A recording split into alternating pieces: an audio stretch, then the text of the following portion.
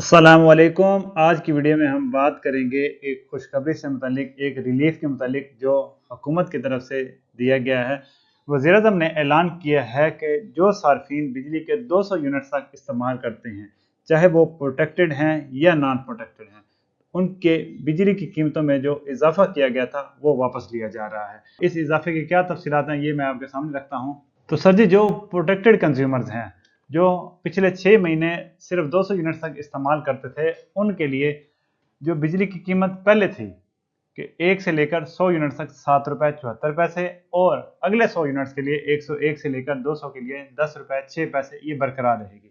इसमें ये जो इजाफे वाली साइड है ये ख़त्म कर दी गई है 3 महीनों के लिए, जुलाई, अगस्त, सितंबर।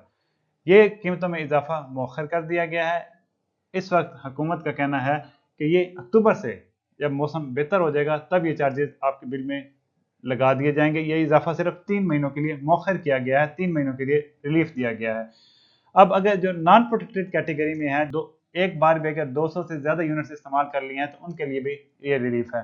तो इसमें जो पहली दो स्लैब्स हैं, 1 से लेकर 100 और 101 से लेकर 200 यूनिट्स, जो 100 यूनिट्स वाले हैं पहले, उनके लिए 16 रुपये 48 पैसे जो रेट पहले था वो बरकरार है।